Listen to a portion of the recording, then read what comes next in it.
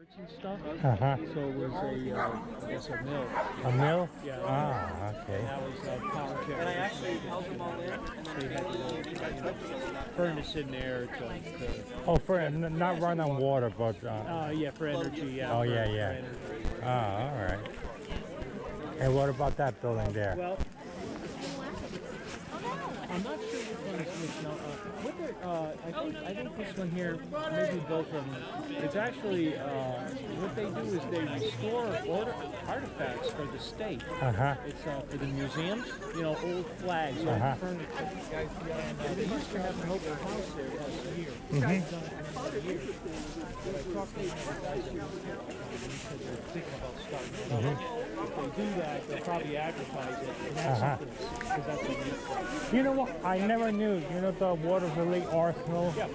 They have a museum there, but I don't know if you can access it They used anymore. to. No, they closed that The up. building is still there. It's just that Building you is still can't get there. Yeah, I think they closed the museum. So And it was a I would have liked to see it was a that. great museum. It was a I would have liked to see that one. great museum. Everybody want to move down? They had a lot of machinery from way because it's an old arsenal. Right. So they had all these belt-driven machines, old blades, and cutting tools. Well, it's funny because I saw that they have So you actually got to see it. Got to see it. In fact, Wow. I was there, and the curator, and of course it's electric driven, but they still had the belt, so he turned all the Thank stuff you all on. for coming So all today. the belts. You're I've going. emailed one to you. My name's Dave DeMarco. If you were wondering who you were emailing with, that was me probably. I want to thank you all for coming today. This is sponsored by a couple of different organizations. Sponsored by a couple of different organizations. New York, the bandanas from New York State Parks. Thank you to New York State Parks for providing these bandanas. But I want to do a couple of quick introductions first. Assemblyman John McDonald is a great supporter and friend of our park here. John, would you like to say something? Good morning, everybody, and welcome to the tip of the 108th Assembly District. Welcome to Peebles Island, which I was talking to the Commissioner about, one of the best kept secrets in the capital region. But we hope you continue to spread the good word. And I can't think of a better way to start the new year off than getting out and enjoying nature, this beautiful resource, but just as importantly, to help take a statement about improving everyone's physical and mental health. So thank you for being here, and I just want to thank the Friends for their consistent coordination for at least the last 8 years to get the new year off on the right foot. Thank you. And we have Commissioner Randy Simmons here today, who's from New York State Parks. Would you like to? Thank you. It's we're just coming off our 100 years, our centennial anniversary, and all year, last year as we're getting closer to 2025 roads, what are we going to celebrate this year, right? We come on 100-year birthday, and it really is just celebrating each other. I just want to thank the Friends Group, Dave, and you and your team, and the assembly member, and the governor, just the historic investment you're giving us, so that we can keep these properties up. But it's, I just, here's to 2025. Here's to parks being a beacon for community connections, that we can start not only the new year off right, but each day off right. And anytime we can start off with, being with each other in a park, I think it's a great day and a great way to start off the new year. So happy New Year to all, and enjoy the hike today. Okay, Thank you. Thank you all for coming today. It turned out, hopefully, we get through the morning without any rain or any snow. You might do better this afternoon. Like I said, most state parks have friends groups. We have one here. It's a group of volunteers, basically, an organized group of volunteers. This is one of our biggest events. We also do Big Kids Day in April. If you haven't been there before, we do across the state. There's I Love My Park Day, first weekend in May, which is always a big event. We do a bunch of programs during the spring also. So if you're interested, please think about joining our friends group. There's some applications inside the doorway there if you're interested. Pretty simply now, we're just going to break into about 6-7 different groups, and we will hike the island. You'll hear a little bit about the history of the island. A lot of people walk here all the time, but they don't realize what the history is. If you've walked with one of us before, you might want to pick a different person, get a slightly different perspective on what's going on. I'll be doing a hike. About 5 or 6 other people are going to be leading hikes also. So if we can get our leads to spread out, and they'll be slightly different. Dave tends to do more of he's a wildlife photographer. so he does a little bit more on the wildlife photography. Some of us would do more of the history, some of us would just do little walks. So our leads will be Scott over there. Want to get away from you somewhere? Nothing personal, but yeah. I'll be doing one. Mira Rose will be doing one. Will be doing one. Where are Penny? Right here. Oh, Penny will be doing one right here, and Dave right here will be doing one. So just go to any of the groups. Okay. And have a good time. Sorry, I don't know any of these people. So I'll be doing one here. Let's see, we've got. I do some history. Me too. That's why I'm out here. I want to hear the history of it. Sure, you're welcome. Torture. That's fine. That guy there. Yeah. Hey Butch, how are you, brother? All right, so are we set? We'll just keep this very casual. If you have any questions along the line, please interrupt me. And it's not like a true presentation, but we'll walk along and look at things. And if you have a question, just let me know. I do have a cough. It's from an airway situation that I have. It is not contagious, so I just want you to know that. Okay? Ready? Yep. We're going to head for the bridge. Okay.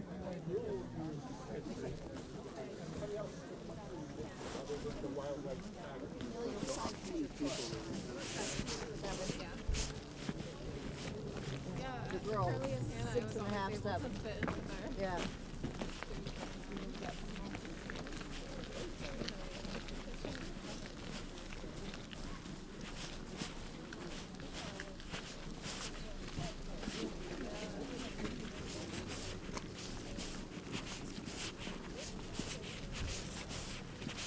So what type of history are you interested in? I don't know that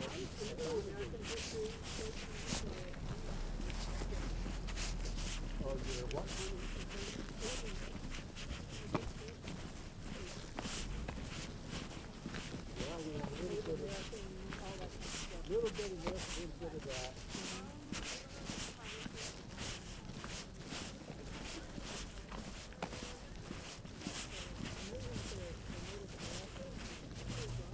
You do something, you know, it's kind of a specialty, but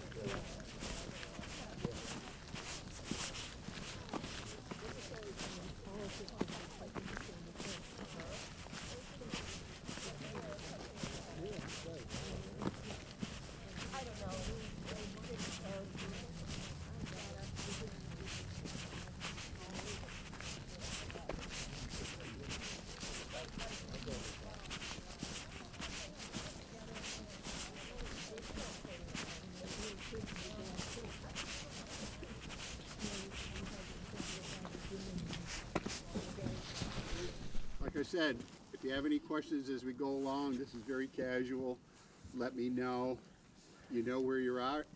You're at Peebles Island State Park, and you're standing over one of the branches of the Mohawk River, the northernmost branch, the fourth branch, or as the Dutch used to call it, a sprout. So this is one of the confluences of the Mohawk and the Hudson. The next confluence of the Mohawk and the Hudson is that bridge right there, right down there. And then there's a third a little further down, about 1.5 miles down. And the very first one, about 2 miles down, a little bit more than that, was totally obliterated by the construction of 787. So that's gone. So now there's 3 of the 4 sprouts left.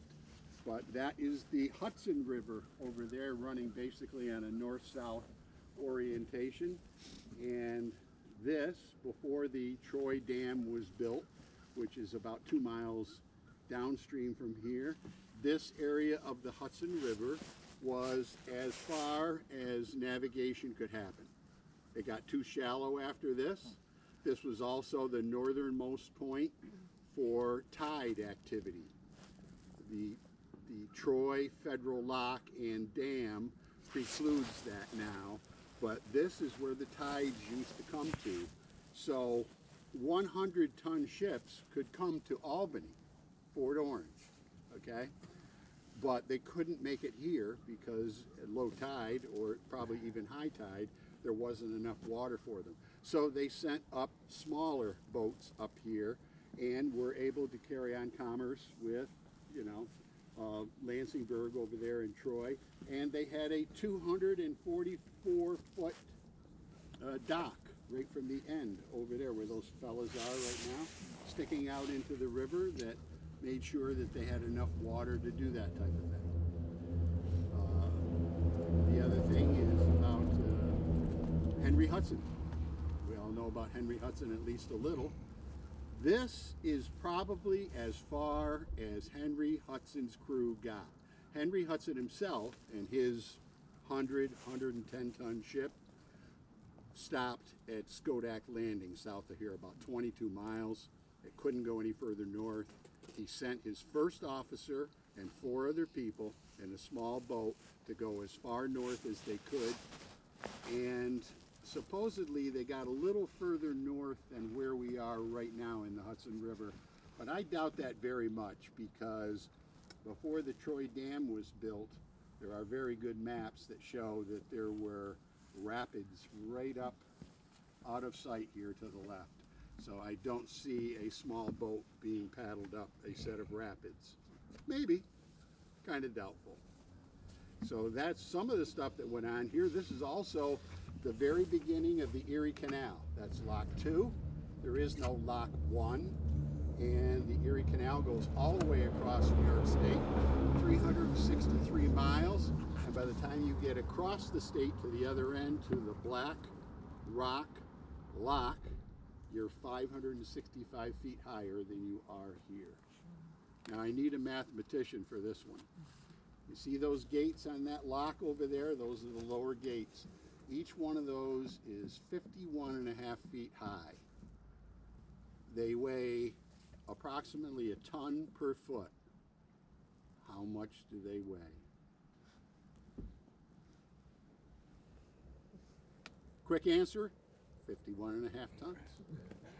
So anyway, that's our entryway to the Erie Canal and the entryway to what they call the Flight of Locks, because when this Erie Canal version, which is the 3rd, was completed, this was the highest elevation gain or loss, depending on which way you were going, in the shortest amount of distance in the world.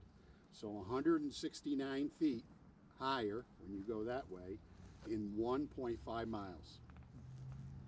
That doesn't sound tremendous by today's standards, because that record's been eclipsed many times over the course of the world. But that was really an amazing thing when that was completed. Going across New York State and making it all the way to the Great Lakes and the Midwest was an incredible accomplishment. Any questions about any of that so far? Is yes, there? sir. What happened to Lock 1? Well, nothing really happened to it. Unofficially, is what they will tell you is that Lock 1 is represented by the federal lock about 1.5 miles downstream from here. They don't call it Lock 1, and that's federally run. These are state run, so that's Lock 2. And in the Erie Canal system, there's 34 numbered locks, for instance, but it's a little screwy in spots. Like there's 2 Lock 28s, 28A, 28B. There is no Lock 31. You know, how these things happened exactly, I don't know.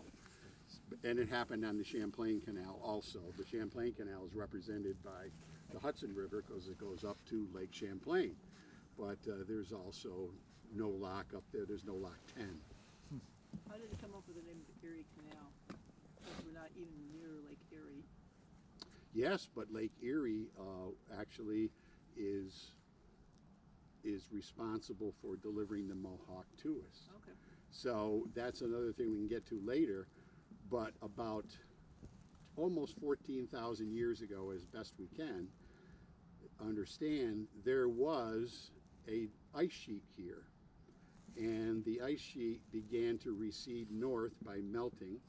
There was a huge blockage in Lake Iroquois, Lake Ontario, which Lake Ontario was about, I don't know, probably 3, maybe 4 times the size as it is today.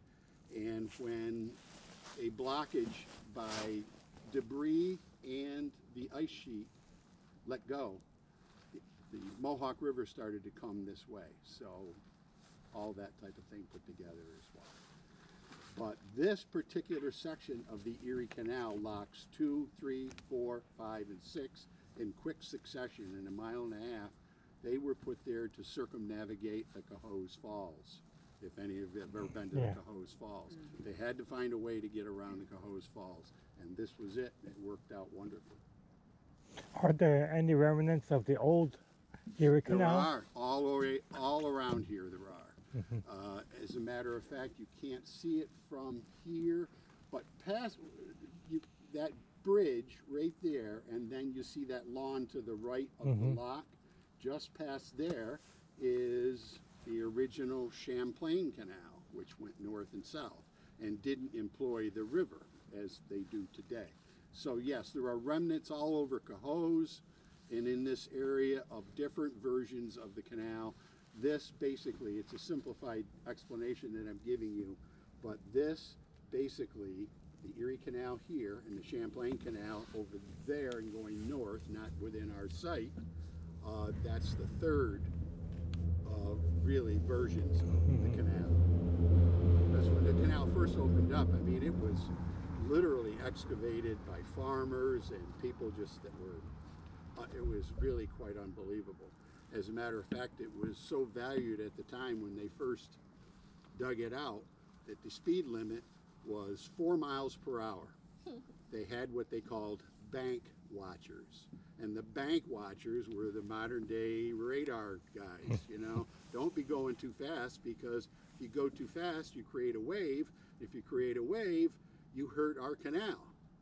So the fine for speeding, quote unquote speeding, maybe doing 5, 7 miles an hour, the fine for speeding was equal to that of a captain's wages for 1 year.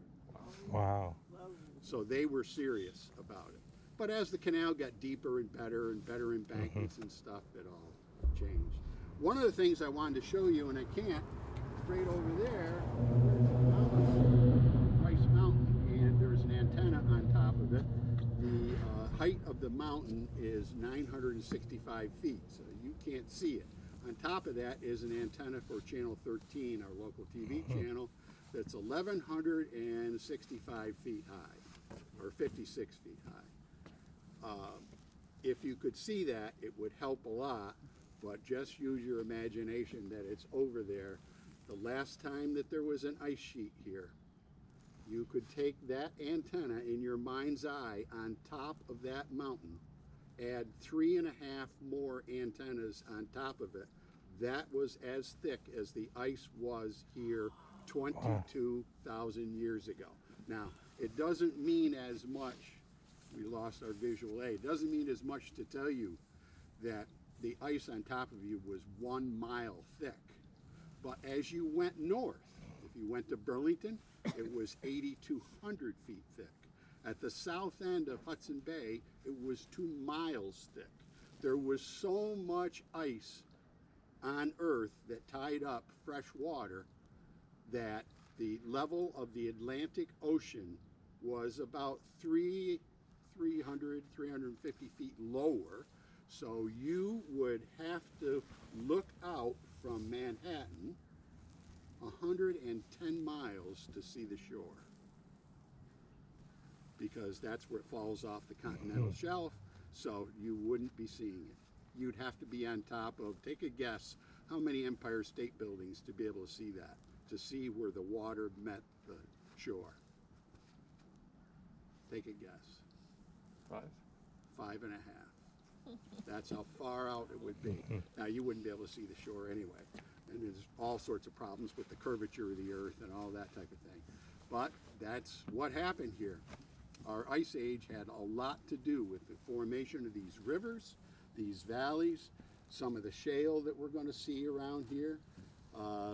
So do you have any questions about anything so far? And then we'll continue back this way. Is this Cohoes or Waterford? This, you're in the town of Waterford. That is the village of Waterford, okay? So you're in the southernmost tip of Saratoga County, and I'm going to show you the very spot that is literally the southernmost tip out on our walk. When you pass that bridge down there at the other end of our parking lot, you're in Albany County, and you're in the city of Cohoes.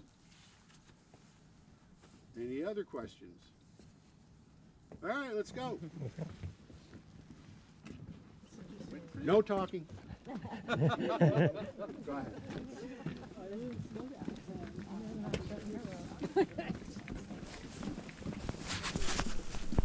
We have all of that has happened here. I didn't want to get too much into it because we have a lot to cover today.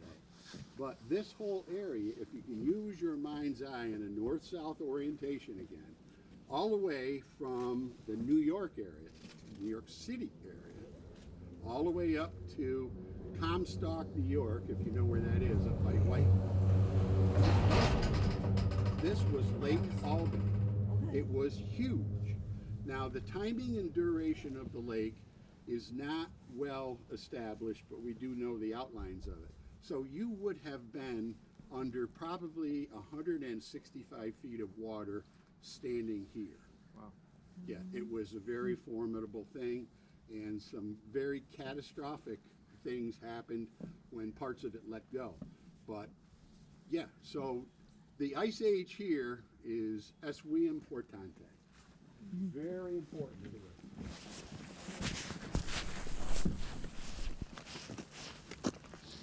You're, like I was saying before, that gentleman's question, you are in the town of Waterford here.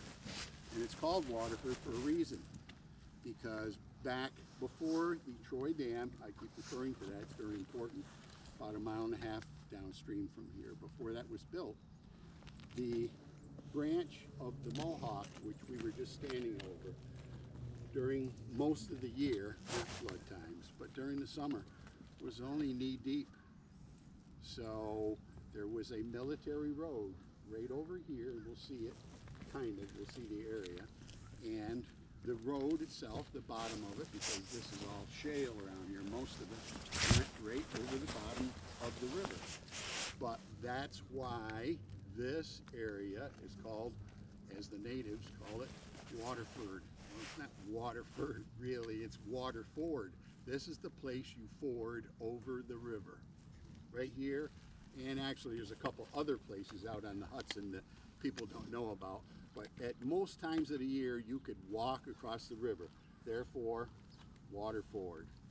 And on top of that, these mounds are military fortifications. These are breastworks, and they were built, by the way, you are in the area where the American Revolutionary War didn't happen. It never got here because General John Burgoyne, the British general who was on his way down from Canada, had his eye on Albany. Fort Orange was coming down, and he was defeated in Bemis Heights, Saratoga. So we all know that part. But he was taken as a prisoner of war, and he was marched right down that military highway I just referred to and went across the bottom of the river, and he walked right over there. We'll see that when we walk over that way. But General John Burgoyne, he was called Gentleman Johnny. Not too uncommon, but he wore a little perfume. He was a womanizer, loved to socialize. And after the war, went back to England. He got slapped around for losing, but then he went back to his first love. What do you think a military general does after a war? What do you think his first love might be? Take a guess. It's got to be wild, because I'm baiting you. He went back into theater. He was a playwright. All right? Yep. I'm sorry, the journals that I know, it doesn't fit. But Johnny, Gentleman Johnny as he was known before the war, he was quite the guy around town, and lots of parties and kind of flamboyant, that type of thing. So it's not that big a surprise. But that's when he went back. Any questions?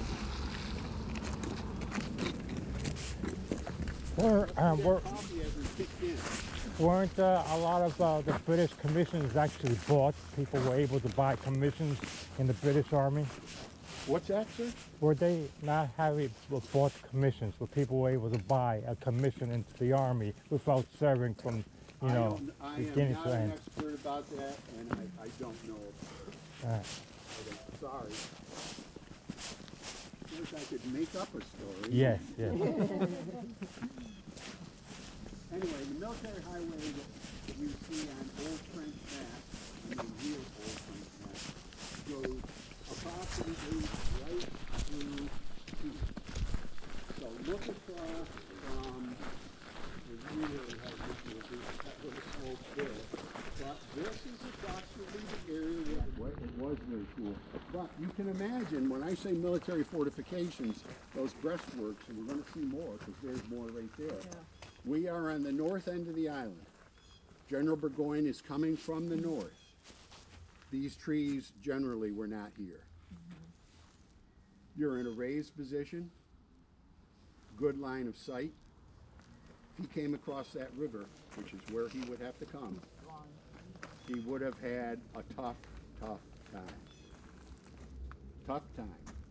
But since Gentleman Johnny had his own personal 30 wooden carts of his own material for his troops and himself, not for his troops, for him, which also included champagne. He traveled with his own champagne, okay? He would have made out. Anyway, here we go.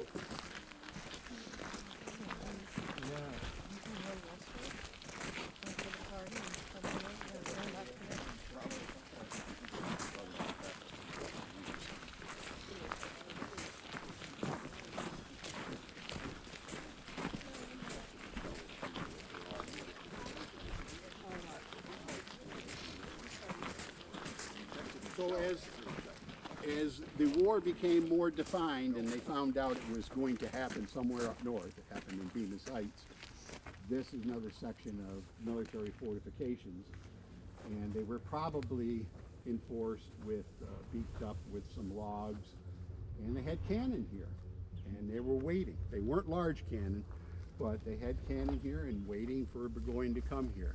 Well, as it turned out, General Gates said, nope, this is not the focus anymore. Get these cannons out of here, get them north.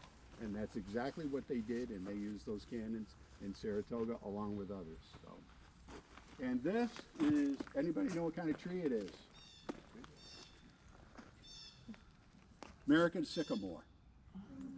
We have tried to date this tree as best we can without cutting it down or coring it. Approximately 250 years old. We'd like to think that this was our witness tree as a little tree when they built these military fortifications. It is possible, but if it's not true, we don't care. We're sticking with it. Okay. I'd stick with it too. Nobody's gonna question. No.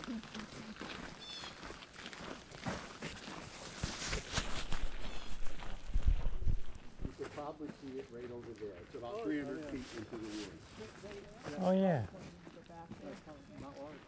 It's not large, no. Because it's only, we just completed, or they just completed their third year there, and I'll explain more about that in a minute. It's a very tough nest to see in the summer when the trees are leafed out. So I'm going to show you the best way, if you come back, to find that.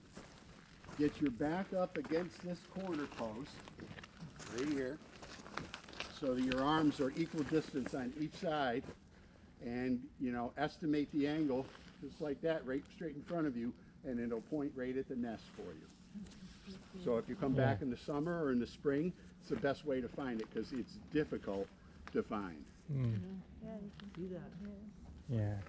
Very cool. Anyway, we've had a nesting pair of bald eagles with us for 7 years.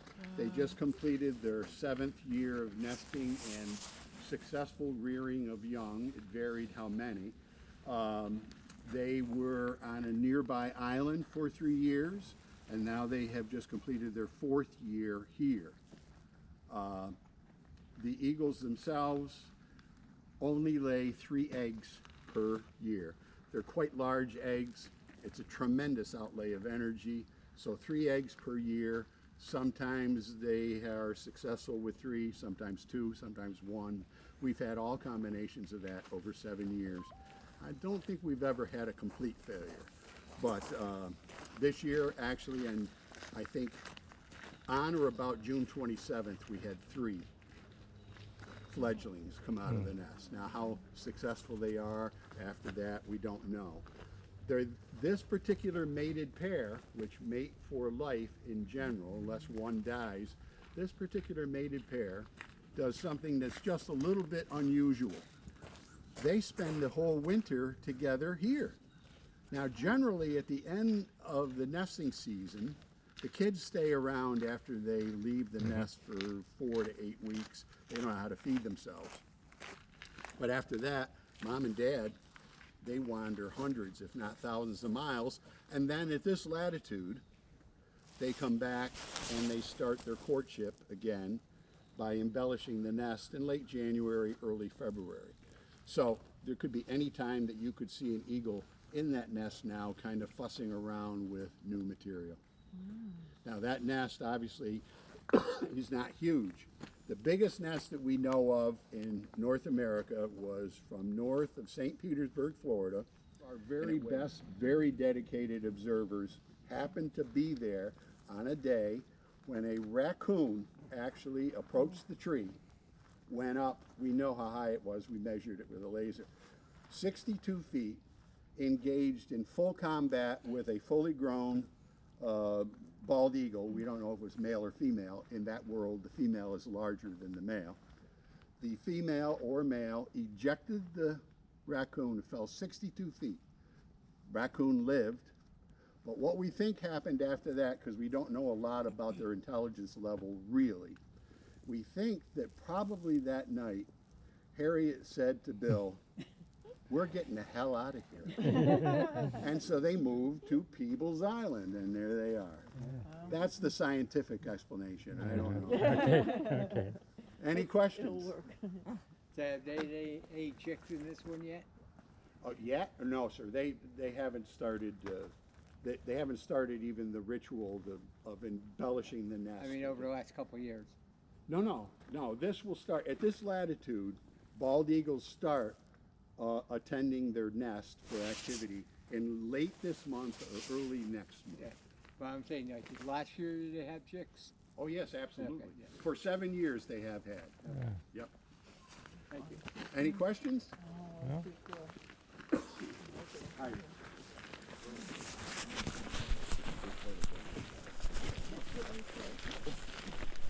Known as the Copper City, because before they made full shirts, They made made the collars. collars. That they would just use collars. Yeah. And here we go. We're going to start up here.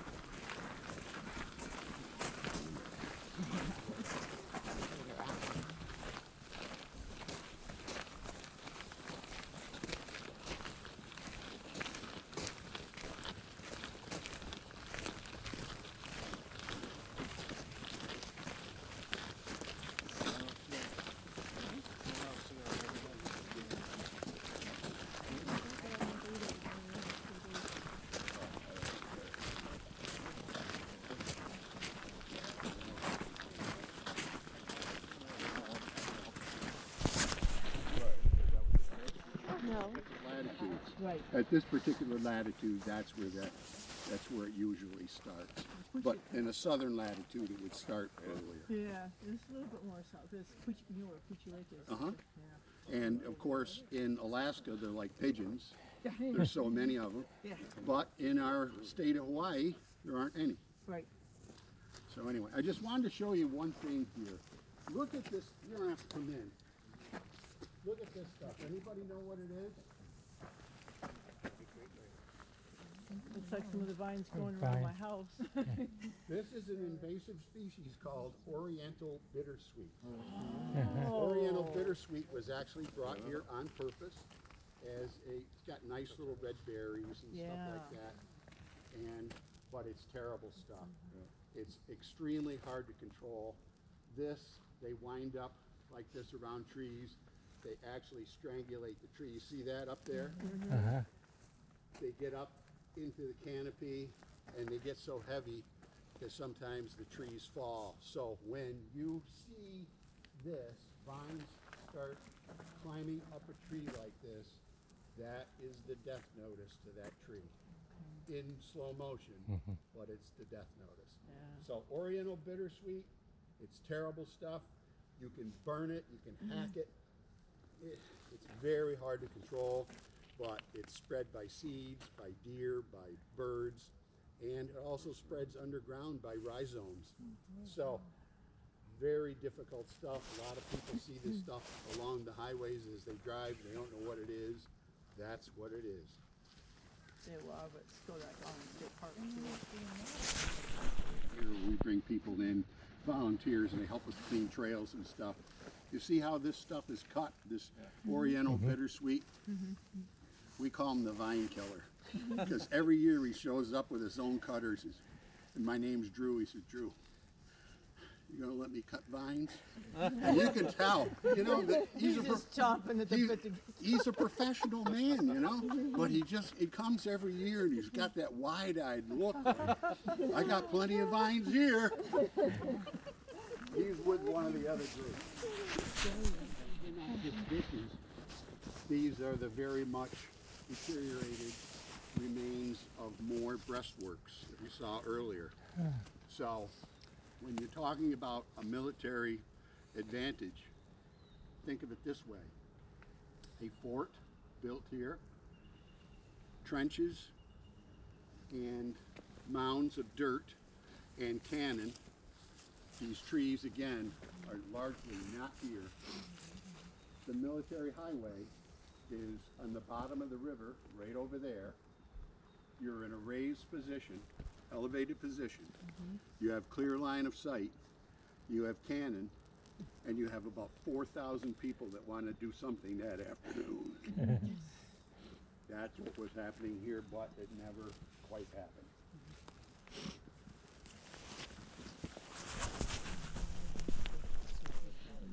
Beefed up village area. This is where supposedly he lived and established that. However, we've not been able to find any archaeological evidence of that, but the descriptions seem to indicate that this would be it. So, Well, it's just kind of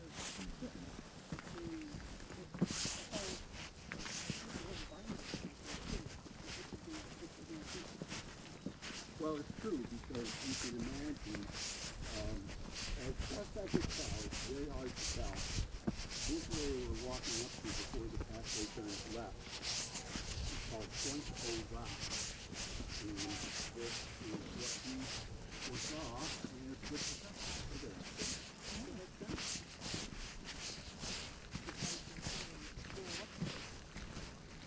Yeah, they have a top. They have a top.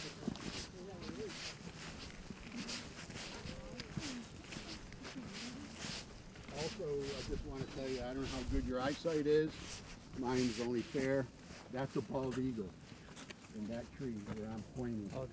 Oh, yeah. They always want the dead trees too. They do. For some reason. Well, bald eagles do eat fish, but it's not all they eat. They're very opportunistic feeders. So that bald eagle's probably on vacation because it's not worked up very much. But you know, they'll take a groundhog, they will take a goose, they'll take a duck. They'll eat dead things on the side of the road. So, you know, it's up there right now. We have 2 hydroelectric plants right in our area. They'll sit next to the hydroelectric plants, and when fish come through a hydroelectric plant, they often get knocked unconscious or they get killed. And the bald eagles sit up in a tree and they say, there's lunch, there's dinner, there's the afternoon snack. Yep. So they've got it pretty good here. Yeah, they do. All set? Yep.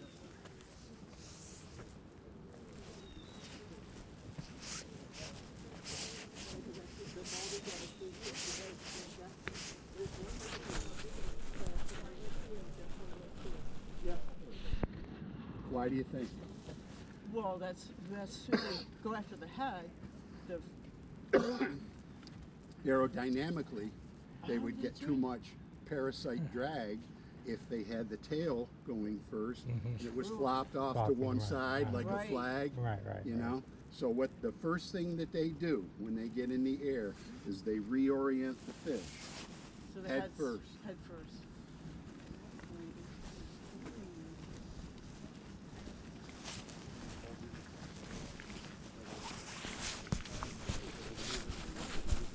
Morning, how are you, sir? Well, thank you. How are you? Happy New Year, y'all. Thank you.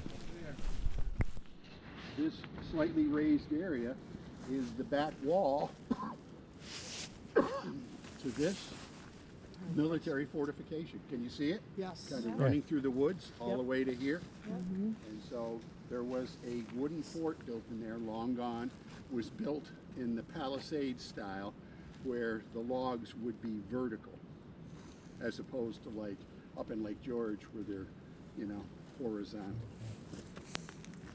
You said the detachment was 4,000 people? Yeah, there was 4,000. Wow. Not just here. Actually, more of them were just south of here. There were still a lot of people that live on the planet. Oh, absolutely.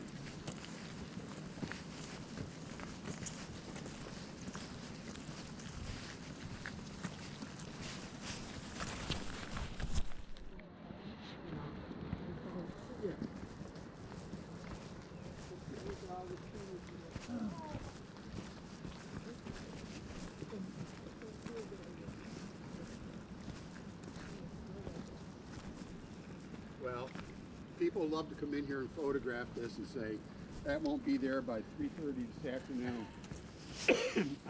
I've had other people come in here and show me 20-year-old photographs. And They'll be here for a long time. they'll probably be here.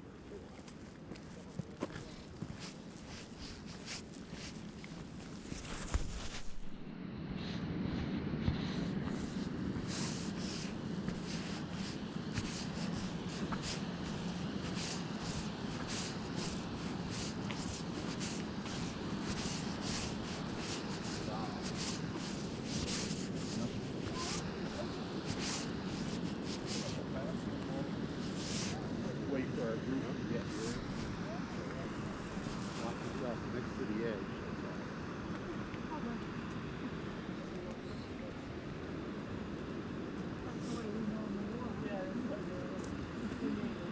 Oh.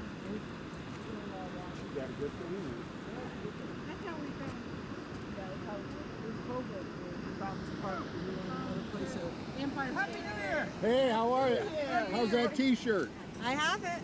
Not on, but it's a little too Don't cold. show it to me. Thank you How's so everything much. going? Good, things are good. How about yourself? Hi. Okay, keep walking. When you go pick your son up at 3 o'clock in the morning on New Year's Day, it's like, yeah, you tend to be a little crispy. So, We have a tour here. I know. Would you like to join our tour? We're 1.5 miles into it, as I still got about a mile to go. Very but good. we don't be going back the other way. But I wanted the bandanas. I never got here a little bit late. So, do they have them in the office? Nobody's probably working for them. Probably not. The person in charge of them is probably out on a tour right now. But we have another tour at 1. I think we got something going on this afternoon. I better Yeah, check yeah. with the boss. He's a great guy. He knows everything. I'll catch you later. Any kids out today? My wife, you're going to call her and tell her that Oh, yeah. later? Are you going to tell mine? Happy New I Year. want you to look at these cliffs around here. This is what they call Ordovician shale. And this is a direct product of the birth of the Mohawk River. However, this shale was, when it was formed, it's a sedimentary rock. When it was formed, it wasn't formed here. It was formed down by the equator. And it was part of a supercontinent called Gondwana land, which was part of Pangea, of course, after Pangea broke up. Well, all of this came to us from down by the equator, all Ordovician shale. And it was blown through by the birth of the Mohawk River and took all of these areas out of soil and shale in 100 to 300 years. That's how fast and how voluminous the Mohawk River started to flow. It just scoured all this stuff out of here. And I'm not talking about 1 to 300,000 years. I'm talking about 1 to 300 years. Yes, wow. Now it's all stopped now because the Mohawk River is considered an underfit stream, which could not possibly do this. Any questions? When you go up the Northway the next time, before you get to exit 12, you go over a small valley. the Zim bike trail is down there. Yeah. When you go over that small valley, look to your left and look to your right. You can see to your right, as you're going north, all the way out into the Hudson Valley. That was the original entrance of the Mohawk River into the Hudson Valley, not here. Wow. So, And how long ago was that? Between 13,800 years ago and 14,000 Oh, years. But in geologic time, right. a snack. A snack, yeah.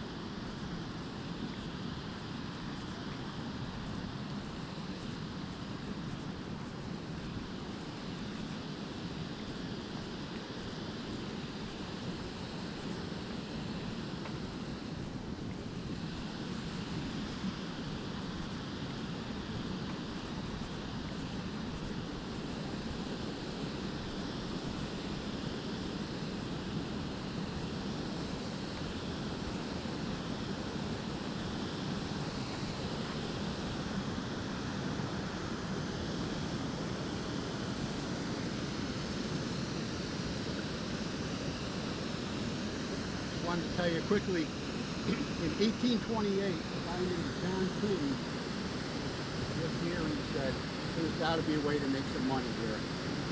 He built this dam, raised the river up 15 feet, shunted the water over to the other side, built a canal that went all, wouldn't be within sight from the view here on the other side. And he filled it with doors he could open and close for water flow. So he said to people who wanted to build a mill, I'll power your mill. I'll power your mill with water. You're going to pay me to open that door. And that made a lot of money in his own lifetime. State wouldn't put up with it now, but they did that. And by the way, you can see that the top of the dam is all wooden boards. Yeah. This has nothing to do with John King. It's held up vertically by pipes. Uh-huh. Those are called flash boards. Well, why do you think they're called flash boards?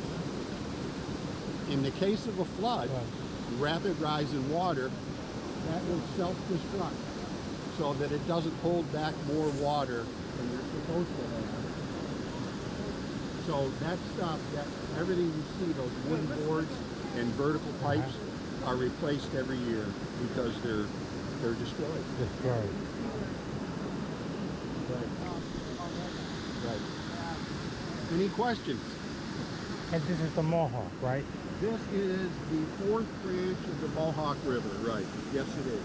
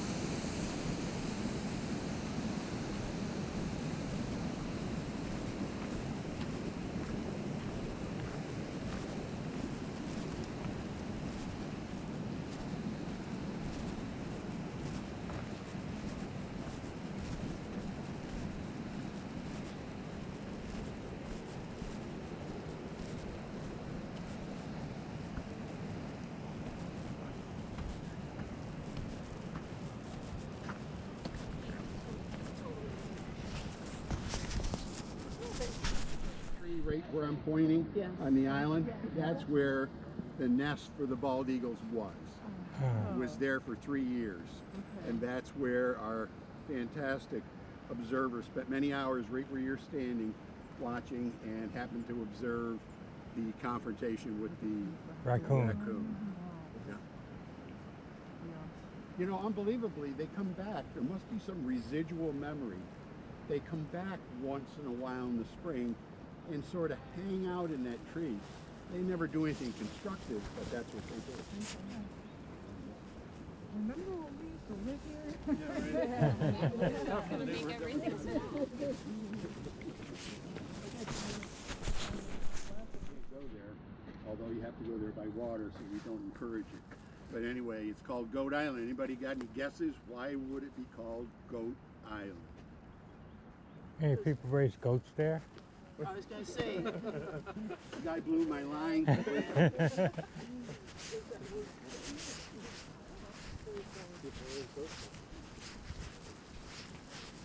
What are the boxes on the other side for? Are they for like observation? Those are duck blinds. That island, which is called Second Island, because supposedly, you know, it is only second largest in size to Peebles Island, which is not true at all, but it's privately owned and not part of our park. So there's actually 3 duck blinds on there. Oh. Now, we have had DEC come here, and I asked them to come and measure the distance for potential shooting, because they shoot this way, to our perimeter trail, which you're on, and they measured it, and they said, no, that's legal distance for a shotgun. That wouldn't be lethal. But I was in a bad mood that day or whatever. I said to the guy, I said, would you please just stand here and we'll run that test? And he took his laser and went home. He wasn't very happy with it. They're really not there often. I haven't seen that particular duck line used in probably 4 years. But I will tell you, here's what happened about, I don't know, 6, 7 years ago. I was out here with a group like we are today, and there were some young hunters in that blind, and they shot a mallard. They did nothing wrong, okay? The mallard didn't die. They paddled out to the mallard and dispatched it with a paddle, okay? It happened in front of 4 small boys up here on the perimeter trail, didn't understand what they saw, although the hunters did nothing wrong. They really didn't. But it was kind of bad. So we asked them, could you please not use those blinds? And they've been very good about it, although once in a while they do use them. It is privately owned, so they can do it. So that's a hunting club that owns that? No, it's not a hunting club. As best I can tell, it's actually the town of Waterford, and town of Waterford allows them to use it. Oh, okay.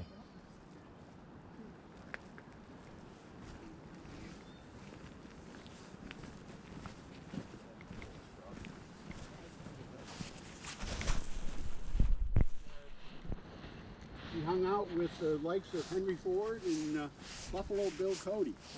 And they would camp down on Green Island just south of here. And rumor is that they had a few drinks together by the fire.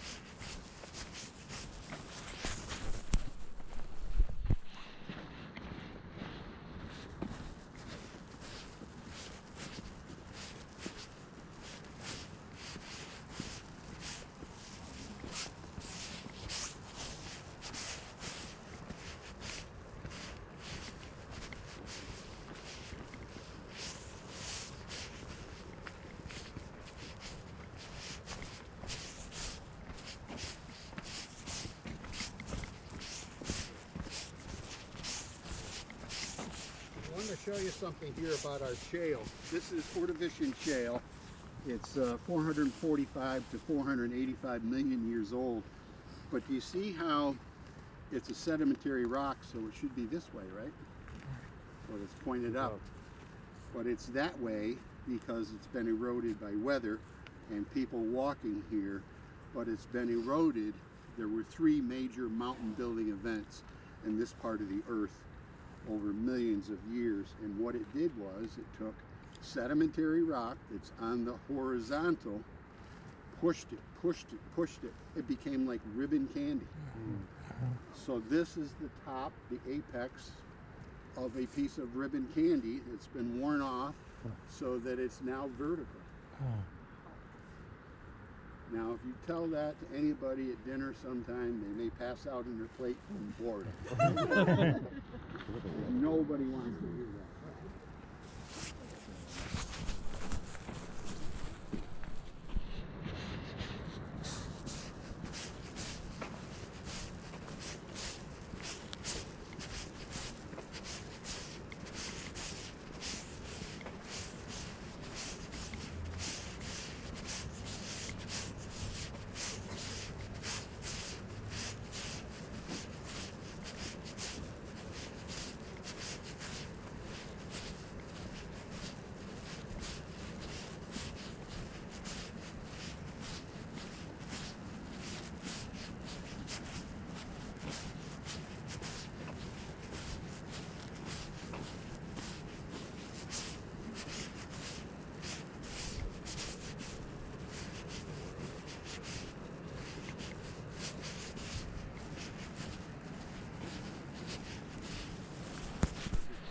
Quite deteriorated, but if you want to touch it, you can. It won't hurt you.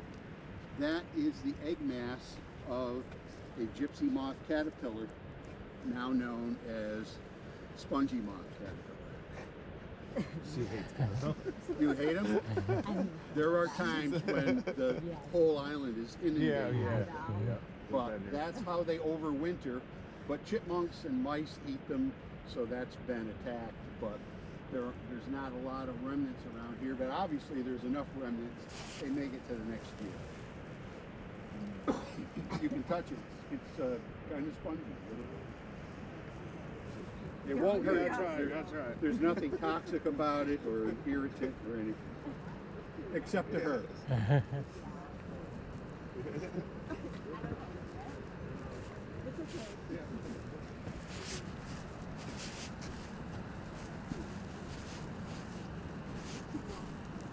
Well, no longer. That was considered disrespectful, so it's now spongy moth.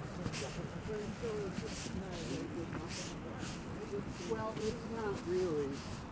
They do some destruction, but if they only defoliate a tree once a season, most healthy trees can rebuild.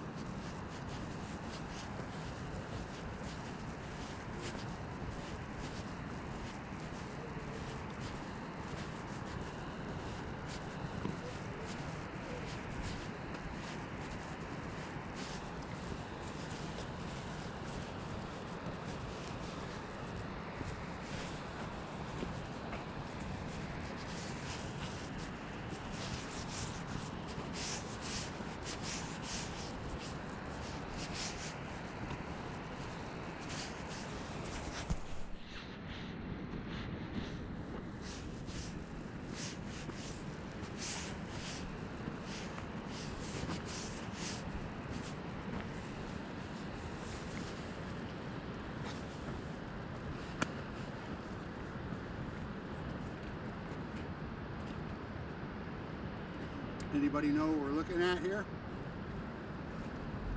That's the main entrance of the Mohawk River from the western part of the state to here. It breaks up into the 4th branch, the 3rd branch, Now, third branch down here, second branch over there, and as I said, the first branch is gone. But that's the main entrance of the Mohawk River here, and about 14,000 years ago, when this area was inundated with water from the Mohawk, it must have really been something. It was the amount of water that was coming here was 15 times more water than Niagara Falls on a tourist day. So that is to say 1.5 million cubic feet of water per second. And that's Cohoes over there, right? That's Cohoes. Okay. And that is Harmony Mill number 3 with the mansard towers.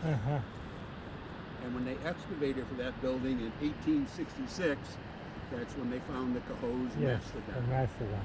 Is that the only mastodon they ever found, or did they found more later on? More have been found in other areas in New York State, but that's the one. But that's around the only here. one they found here. Right. It's been reconstructed and is in the New York State Museum, yeah. They did a very nice job. Oh, that's the one. Now that was a rather young mastodon, and it died young for several reasons. But when they usually live to about 50, but when it was 13 years old, it had a must battle, M-U-S-T-H, a battle for a mate. And they had tusks, and so he had a tusk rammed into his jaw here, which dislodged a molar tooth. That doesn't sound like much, but it made other teeth shift. Mastodons eat this kind of stuff, woody stuff like this. Mammoths eat nice soft grass and stuff. So he had some growing problems after that. But it didn't matter much, because when he was 33, he was in another must battle, and he had a tusk put through his temple, and he died immediately. So we didn't know all that for years, but with better research science, the state has discovered that that's what it was about. You've got to understand an animal that was probably 8.5 feet high, 15 feet long, and weighed 8,000 to 10,000 pounds, standing right here, because they were right here. Any questions? How tall is, what's the elevation of that weir? I don't know the answer to that, sorry, and I should. That, by the way, those falls, that was the original way for the Champlain Canal, which runs north-south in New York State, okay? They had to have a place for it to traverse the Mohawk River. The Mohawk River goes east-west, okay? So there was a lock, a canal lock over there, and a canal lock over there, and the wooden barges of the time would go across the top of the dam. Some of the barges came over the dam.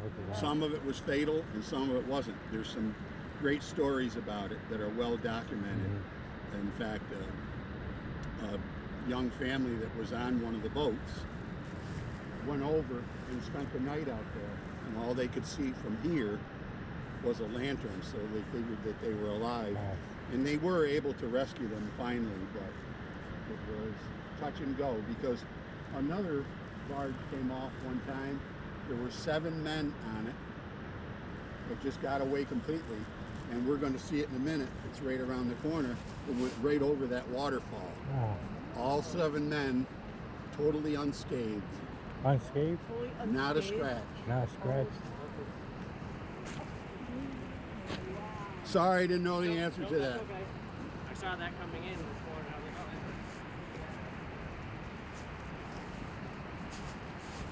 oh, You have to understand, of course, that's a man-made structure. But, you know, you get the idea that the elevation of the ground here underneath the water is coming down and down. Now, you're familiar with the Cohoes Falls? Yes. Okay, well, the Cohoes Falls, they're well worth seeing if you ever get a chance to see them. The Cohoes Falls are now upriver. They're about a mile, mile point two. They were down here by the Hudson River 14,000 years ago. And they eroded back upstream and coalesced together to become what is known as the Cohoes Falls now. So this is a natural drop in the land.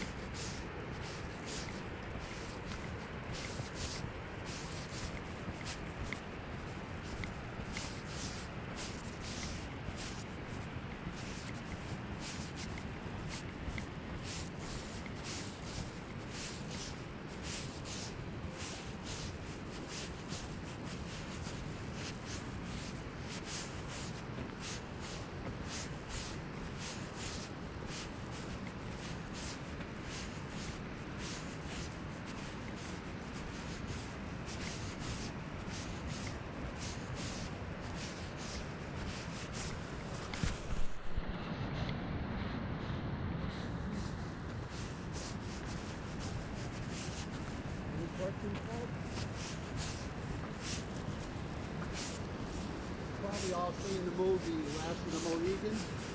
Remember when Magua was... None of that's true. I'm just going to tell you, something was filmed here. It wasn't. Not one bit of it. Well, I do believe it was.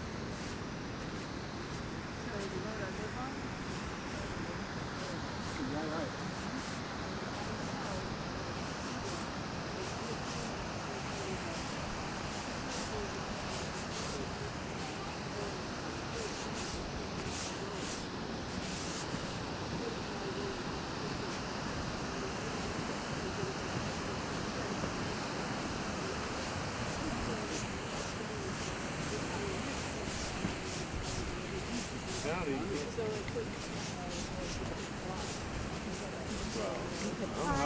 How would they even be able to tell?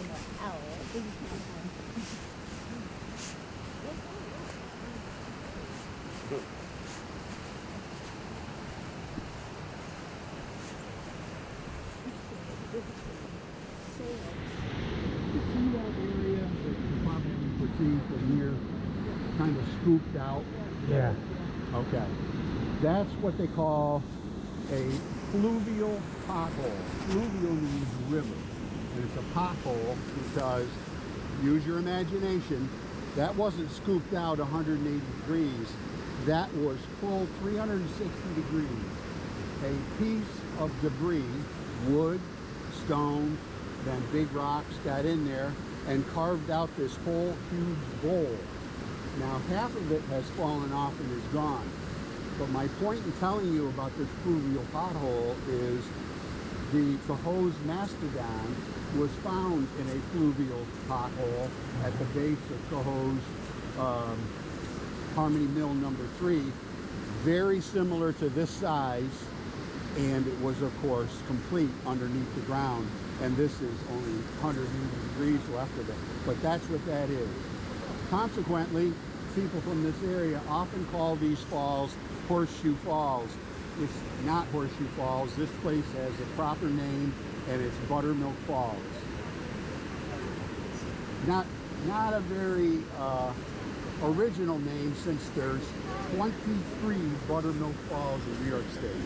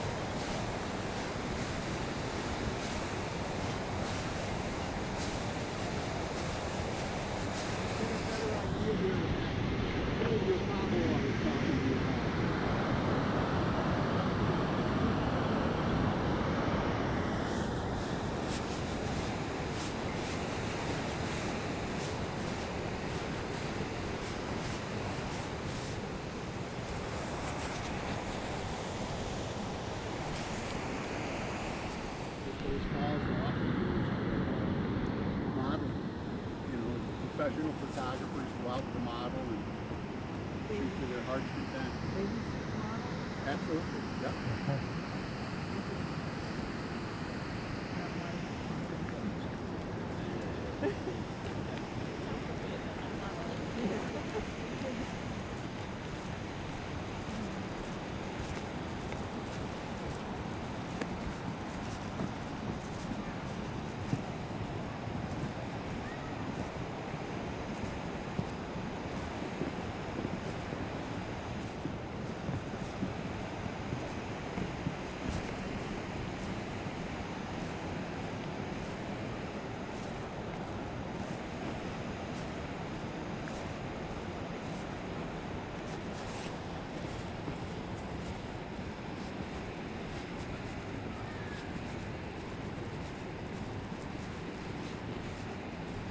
Any questions before we leave this area? Because we're going to take this pathway back. I got another hike to do, so I got to get back pretty soon. But this is, you know, a picturesque area or whatever. But do you have any questions before we leave the river? That's Dan Strike Island. That's true. Yep.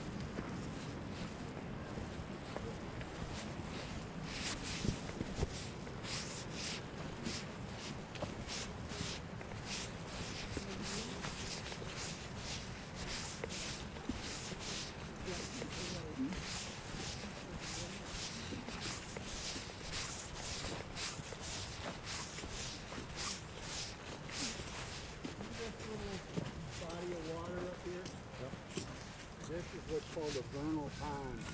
And vernal ponds don't have any direct connection to a larger body of water. They might drain a little into the river, but so they have unique animals that live in there. One of which is, when you were kids, did you have sea monkeys? They're actually brine shrimp, and they live in that little pond, as do yellow spotted salamanders. Things that are not found in other areas.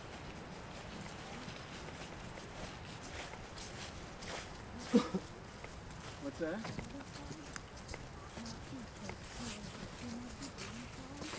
Brine, like water with salt. Brine shrimp. That, if I could answer that one, I wouldn't be trekking through the woods with you on a rainy day. No, maybe I would. Yeah, I don't know how that happened. Probably.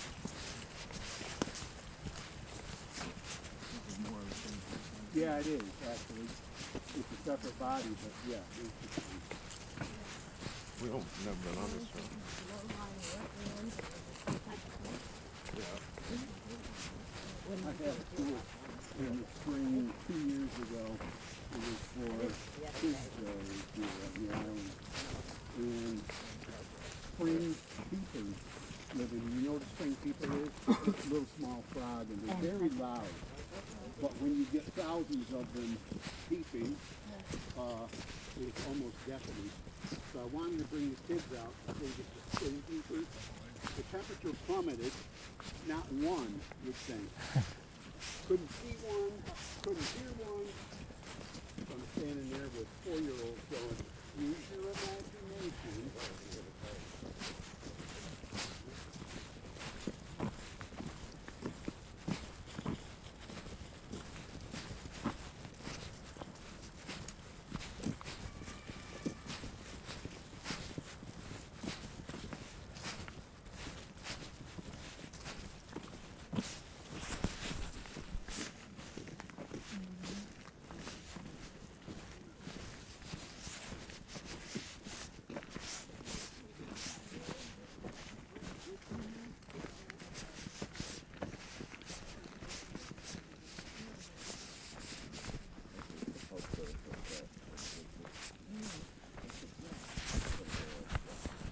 Come here often? This is the third time I came here. Oh, really? Nice. Was here during the springtime, and I think like the early falls. It's always interesting things to find around here. Yeah, there are. And a lot of historical things. Like I did not know, I saw that marker that said breastplate, but I never really understood what it meant until today when you explained what it actually was. I thought it was something, but not that it was those mounds. Yeah. That was breastplate. Well, good.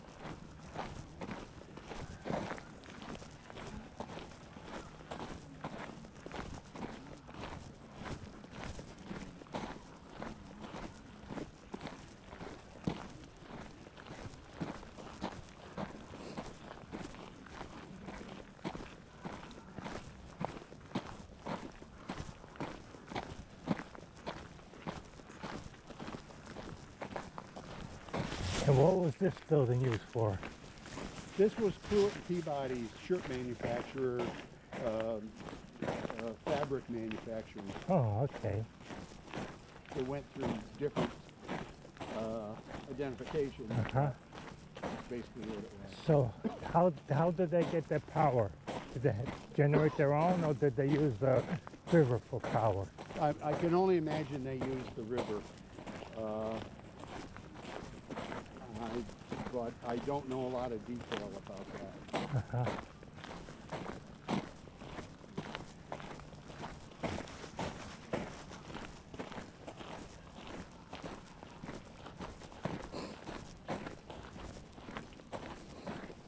Yeah, I was reading some history about the British Army, and it said that a lot of the officers were able to buy their spots in the officers' corps by paying for it. That's true. So that's what I was asking if Gentleman Johnny did the same thing. He was a very rich guy, and he had political influence. So I'm not so sure how it came about, but I'm sure there was some manipulation. Right, right.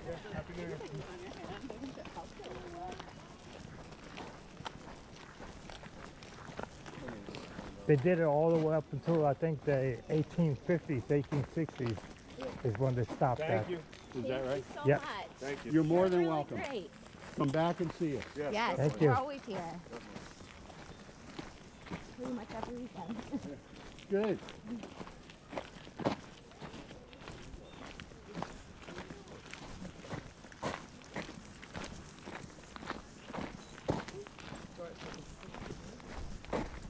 Do people go fishing here? Oh, they certainly do. They do? It's a catch and release program, Uh-huh. but they certainly do and seem to enjoy it. I'm not a fisherman of any sort, so I don't know much about it, but people fish here all the time.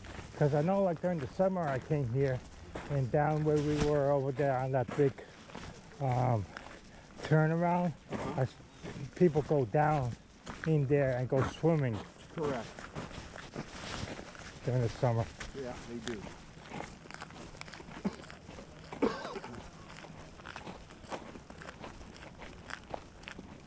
So this is also part of the mounds. Yes, this is part of the breastworks, right? There were 3 distinct areas of them over there on the other side of the road, here, and then out at Point O Rocks that I But they were separate. They were not like joined together. They were joined together in that they had a trench all the way connecting them on the northern end of the line and for protection for the soldiers. Oh, okay. So they did have a connecting trench. Oh, between them. absolutely they did. Oh, all right. Kind of reminds you of trench warfare nowadays in Eastern Europe. Yeah, except all of this was dug by hand. Right, Can you imagine the amount of work it took? Oh yeah, it must have been extremely. I'm always surprised at the amount of labor that it took to build like any falls. I mean, you know, dams and falls and things like that we see nowadays. It's just unimaginable before the invention of steam. Yeah, exactly. You know? Yeah, yeah. I just want to thank you very much. You're more than welcome. Come back and see us. Give me the fist bump. Thank you. I like it. Thank you very much. come back and see us. You know, All right. that's Oh what I my, can it tell you. was great. You were very good. Well, thank you. Excellent. I'm Thank glad you very much. enjoyed it. Learned a lot. Try to keep it a little less than